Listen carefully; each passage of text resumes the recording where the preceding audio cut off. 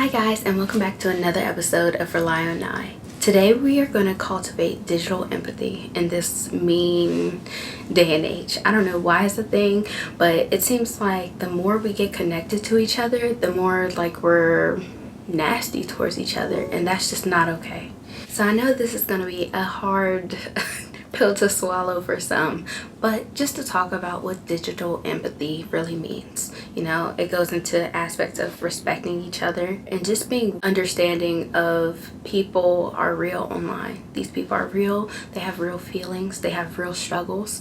I know in some aspects people are like, oh well, you shouldn't be crying online, or you shouldn't be, doing all these different things online, but in reality this is like people's lives. Like content creators and things have to share a lot of vulnerable pieces of their lives. Even people who just want to post for fun, they're allowing people into what they're experiencing every single day. So what does that mean? That doesn't mean that we take that opportunity to then go and post something mean under their comments. Like that doesn't mean that you can go and create all of these opinions based off of their lives, of what they share with the world. It's literally a place where we could take that opportunity to connect, to understand people's emotions, to help walk them through it. Like, you don't have to take every opportunity to be a jerk just because the opportunity presents itself. For some reason, in this day and age, we allow social media into way many parts of our lives. Like, we often use it for like different worldviews, different opinions. Should I do this, that, and the third? We ask AI these questions all of the time, and baby, they get them wrong too. So like we go off of a lot of these things online to help navigate us through these spaces, but yet I feel like we haven't become better people out of it. People are craving warmth. People are craving a space to be seen, their authentic whole selves, and not be judged. And so to share that space with each other today, I just want to go over a few things and what digital empathy looks like and how we can apply it in everyday situations. So the first thing I kind of want to dive into is that you have to read what you see online and kind of go off of your own understanding of what is happening. So for example, I know a lot of the times it's a difference between what I post for the public to see versus what I post for my close friends. Those are very very two different conversations. So I'm looking for very different responses when it comes to my posts that I post online. So when you read something or when you see something, it's not necessarily somebody posting something because they want to be right, somebody posting something because they want attention. We don't have to put our own opinions on what people post online. We just have to try to understand and navigate the context of which they're posting and what story they want to portray on their page, which is completely up to them. So a good question to ask when people are posting is, what is this person feeling? Like for example, I could just go off a little close friends rant myself. I'm letting you guys in at this point, okay? You guys are now in my close friends. Say I post like a little this or that in my close friends, like, maybe I'm in a dress in one picture and maybe I am in something sleek, something elegant, but maybe have two different vibes for the girls, okay? If I ask for your opinion in my close friends about an outfit or a decision that I want to make, it's not for you to take that moment and be like, oh well, that's actually ugly, like you should choose this one. Whoa. I need you to back up and change your tone. Actually, don't say that to me, because that's mean. You don't have to talk about me like that. Like, just a situation like that, you could just take that opportunity to choose your outfit. Like, you don't have to tear a person down in order to engage with them. You can definitely speak on positives and make positive impacts even while expressing your opinion. So going off a different tone but using the same example, so say like somebody's like, oh, like that's ugly, like I prefer da da da da da da da, and engage in a conversation like that. I don't necessarily have to take that and respond to the part which I thought was disrespectful or I thought caused harm. I think some people are just typing fast, and when you're typing fast and giving these responses, you're literally just saying what's like the first thought that comes to your head. And oftentimes those first thoughts are often what we need to, then go back and kind of change. Like, we needed to go back, take a minute, like, oh dang, did I really call her ugly? Yeah, you did. Yeah, that can hurt feelings. Like, yeah, that's a problem, so it's just like, maybe when we are deciding to comment or interact with people's posts, maybe we could think about some things first about what we're trying to say. I remember just last night, y'all know the little Hollywood Unlocked, or like, the little shade rooms. We all see this. We all see those posts and things like that. But I saw something and I wanted to say something. I had an opinion. I thought it was great and I thought it was appropriate. But I had to take a step back and realize, like, oh dang, first of all, this is a gossip column. I'm commenting on somebody else's whole life that I actually have no knowledge about. I don't know who they are as a person. I don't know their character. I don't know their next move or what they should or shouldn't have done, X, Y, and Z. That's none of my business. That's participating in gossip. Whole time that's a sin, but we can get into that in another video. Maybe that's not something that I want to be interested in. I would kind of say it's a little bit of our duties. One, to not assume that people are trying to intentionally harm us, just because, again, them Twitter fingers, they be typing. But also, it's our responsibility to try to not do harm under people's posts. If you think it might be taken in a harmful way or in a disrespectful way, like, let's go ahead and change that up a little bit. Let's go ahead and actually think about what we want to convey before typing. Also, there are a lot of people on the internet, like, that be posting stuff that literally just want help, literally just want to be seen, literally just want to, like, feel that they're appreciated in the moments that they're living in. So it's just like, you have to understand, I guess you have to respond with like some sort of emotional intelligence, if you will. Like, thank you for sharing this. Thank you for sharing this. It's cool. That is a cool little phrase. Thank you so much for sharing this. Like, wow, like something was on your heart. Like, I appreciate it. I understand it. Maybe you connect it in this certain type of way. I can understand how you feel this way, and if it goes into teaching moments, then take it there, you know what I mean? But don't tear somebody down because of something that they posted. Don't tear somebody down because of something that they wanted to convey. There's a way that you correct with empathy. There's a way that you can connect and be able to build a person up. You know what I mean? Really, your internet presence, it really tells people like who you are as well. Like, are you a mean person that just be going off anytime you get a chance to do so? Or like, are you really a good person? It's funny because it's this one Christian content creator that I follow, and again, she's on her journey just like anybody else, so there's a whole lot of grace given, but underneath of a comment on a thread that I had saw, like, she posted something really harmful to me. I did get into a little judgy moment. Very much so. I have my faults just like anybody else does, but I started to judge her in that moment because I'm like, dang, like, your channel is literally Christian content. Like, your channel is literally dedicated to help build people up, like, to show the love of God, show the love of Jesus. So it's just like, why are you sitting here commenting on like blog posts? Like, and then what she said was kind of crazy too. So it's just like, dang, why are you talking crazy on this internet when your whole purpose in life is to like love people and build them up? So sometimes you have to have like a little bit of compassion even in those moments, because I think enough people commented on what she said to where she realized like, oh dang, like, maybe I shouldn't do that, maybe I shouldn't say these certain words, and she ended up making a whole post about it, just conveying like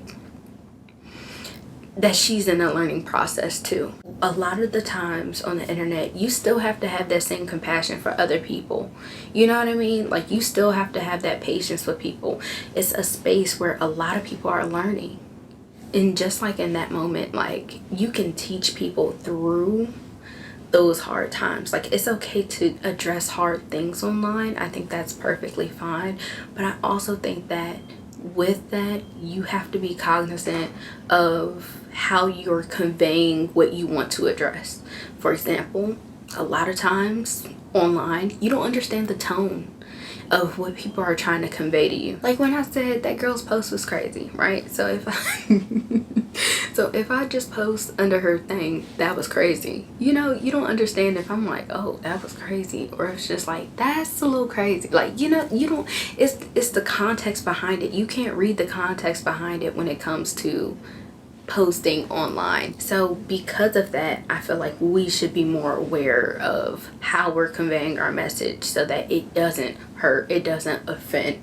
I love it when people create boundaries online. Like, I love seeing like people pin the comments talking about like, oh, well, this is a safe space to explore this topic. Like, you know, the intent of this isn't to harm, but it's to educate. You know, I love the disclaimers, how people put that up so that it gives off a tone for the comments to explore specific subjects. For example, on my page, I talked a lot about rejection and self-doubt and things of that nature. Those are some pretty heavy topics, but those heavy topics and that level of vulnerability is kind of an open door for the kindness. It's kind of an open door for like curiosity, like the healthy curiosities. It's kind of opening a door that's safe. I love it when people block people online. That is my favorite. Y'all, I hope you never find out. But that is my actual favorite. I love blocking people online. One, if you know a type of person and the type of stuff that comes out their mouth, if you know that that isn't healthy for you, if you know that that isn't something you want to expose yourself to, there's a block button. And you have the ability to either block, to unblock, you know, you have the ability to grow in that space. But one thing about it, a comment is there, you can delete it. Post about it later. Tell them, tell people why you deleted it. Like, yeah, no, we're not gonna accept this on my page. I love that, because what that does for you in the long run is that protects you. Now, it can't protect you from getting angry about it, but it can protect you from, you know, saying responses that you don't necessarily mean, or getting into certain situations that you don't want to put yourself in. Again, that exposure. You don't want to expose yourself to this type of communication style. I feel like there are way too many people in this world that are selfish. And what I mean by that is, like, some people have said to me, it's not my responsibility to take care of your feelings, or it's not my responsibility for how you interpret X, Y, and Z. Actually, it is.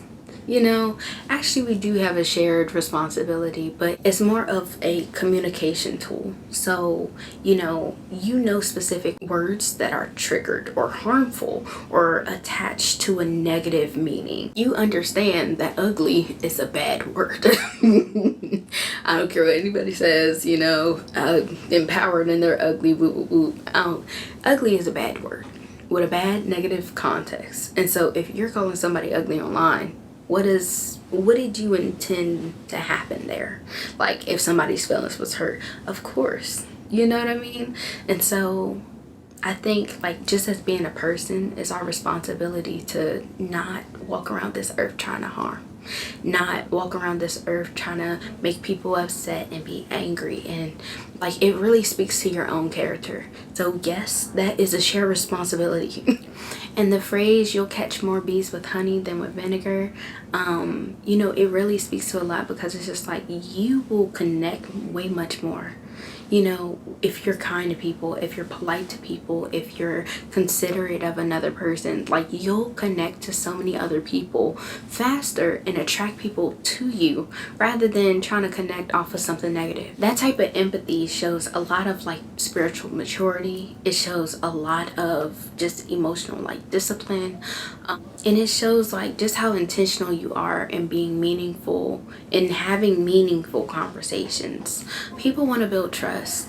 You know, people want to feel encouraged. People are yearning for even like the smallest things, like when it comes to acceptance, when it comes to love, when it comes to, you know, being cared for and just being seen. So it's just like, again, as you enter these social situations, as you enter this online world, this online forum, it's basically you're still needing, especially as a Christian, you're still needing to show the love of God in those aspects. You're still like, again, like I saw that Christian creator and I was like, dang, you know, that ain't Christian, like for real. You know, like I still need to see that living part of the word. You know what I mean? Like I still need to see like you in action with you trying to help and remain on your mission. Like for example, you can't have like a whole, and this is a very like wild example, but wild card here, just thinking off the top of my head, but you can't have a whole mental health practice and then, you know, go online talking about some, oh, this is crazy, you're like, you know, maybe that's not the best way to go about things. Maybe you need to take a step back and look at if your words are aligning with your passion, if your words are aligning with what you want to portray, what you want to, you know, explore, what you want people to see you as. Like God calls us to share his love. So that doesn't mean that it's just in person. Like that doesn't mean like just in person conversations you could be nice to people, but online you could be yourself. No. If we're working on ourselves, if we're trying to show the love of God, if we're trying to be salt of this earth, you know, that's a great time to send a reminder to yourself and to let you know, like, no, people are actually seeing this online. Because again, you want to bear fruit that is like of good work. So what does that look like? In Galatians, it defines it as love, joy, peace, patience, kindness, goodness, faithfulness, gentleness, self-control. Like these are the fruits. If those are the actions and character and results of like loving and knowing Jesus, you still have to be able to show that light, show that love in that way online. You know what I'm saying? And there's going to be times where you make mistakes. I'm not saying, again, that Christian creator, I'm not saying that, you know, you have to be perfect online. I'm not even perfect online, you know, like but the real ones who know, they know I make mistakes just like everybody else. But, you know, again, with intentionality, you know, I'm learning how to take a step back. I'm learning how to not respond to everything that kind of triggers me. I'm learning to be able to pour into more people or to see my friends or things of that nature. A lot of the time on social media, people are posting things and, you know, it may not be a reflection of what they truly feel inside. And that's the biggest thing too with this online platform, because like you may think somebody's good. You may think, you know, they're posting coffee pictures and they're posting, you know, them in a new city and, you know, living and experiencing life in these different ways. And it could be great. It could be great experiences for them. But in reality, they're sad. In reality, they're depressed. In reality, like they need somebody to love on them. You know, and it's just like for you to take like one of those moments to then down them. You don't know what state of mind people are in when they're posting these things. So it's really not a great idea. Really not a great idea there to go off and then try to hurt more people, you know. I think social media is kind of like its own battlefield. You know, like you have, you know, work, or you have school, or you have like these places where you're kind of in this environment where you're more aware and alert. But social media can get us when we're not as aware. You know what I mean? Like, for example, you could be scrolling on your lunch break.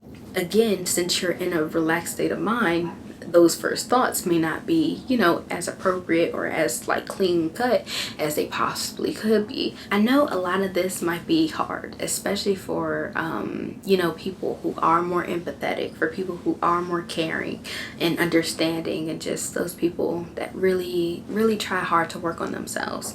I want to encourage you guys, because I know that sometimes being a good person, or sometimes like, you know, trying to be the best version of yourself that you could possibly be, you're also a little bit hard on yourself. So like you can get like 10 comments that was like, girl, yes, you look good, blah, blah, blah, blah, blah. But like as soon as you get that one negative comment, it takes over everything. I want to make sure that you're also guarding your heart when it comes to being online, when it comes to engaging in those types of situation. Again, creating those boundaries is a big one. Because let me tell you, the moment somebody says something, delete, comment, block. Like, I'm not playing with you. There's no reason for me to play and engage in that matter, you know what I mean? You know, and you have to have that discernment. Honestly, you have to be able to navigate that world and understand who needs to have access to your heart. Maybe your page can't be public. Maybe you have to go private. Maybe you have to approve each person that comes, you know, on your page, because sometimes like that's very much necessary. You know, you have to prioritize people that reciprocate that respect. And that's how you cultivate the environment of digital empathy. That's how you cultivate, you know, or foster environments that are positive, because you set the tone. And when it comes to that savior complex, baby girl, let that go. Let it go, okay? Because you can't save everybody. You can't help everybody. Yeah, there are instances where, you know, I tell people about themselves a little bit before I block them, because it's just like, you know, hey, you know, when you said this hurt me, this. Sometimes we can have a dialogue, right? You can have that dialogue of, hey, like this hurt me. You know, I would appreciate it if you know, understood my situation a little bit more and supported me through this rather than tearing me down. Ooh, ooh, ooh, bop. And like maybe the intention wasn't to tear you down, but there are other people who, like, you know, they said what they said and they mean what they say, and they'll say it again. And if you give them the opportunity to do so, they'll say it to your face. So it's just like, I'm not feeling like we need to converse anymore. I don't feel like you need to have access to me anymore. And that's just protecting my peace. And a lot of people do this already, but if you need to take your time, and if you need to, you know, get off of the internet for a while, please restore that peace. Like, go ahead and take that time. You know, you cannot pour from an empty cup. That is one thing that I know for sure. And so if you're feeling like that's you, if you're feeling like you have no more to give, if you feel like, you know, something that's supposed to be done in your leisure, or something that's supposed to be done for fun is now like taking a toll on you, baby, you need to step back. You need to take a step back. And no one should judge you for that. So before I leave you guys today, I do want to encourage you to just, I don't know, drop some comments down below. I really want to see if there were ever some times online that you felt unseen, or you felt as if, like, you know, this person was trying to negatively impact you, X, Y, and Z. I want to read your comments. I want to dive in that. We need to also have like an aspect where online can be a healing place, where online can be a loving place. So let's share the love with each other right here in the comments, okay? Period. So I want to thank you guys for listening, for tuning in to another episode episode of Rely on Nye, and I hope that this resonated with you. I hope that this topic was everything that you needed and more. So remember, you can always rely on Nye, but the most important part of this whole entire channel is for us to learn how to rely on God. All right? Thank you guys so much for watching, and I'll see you in my next video. Bye. God, I need saving. No, I ain't complaining now. I surrender it all to you. I do this, I'm serving, trust you with my purpose. I can do all things, greater is He. I call on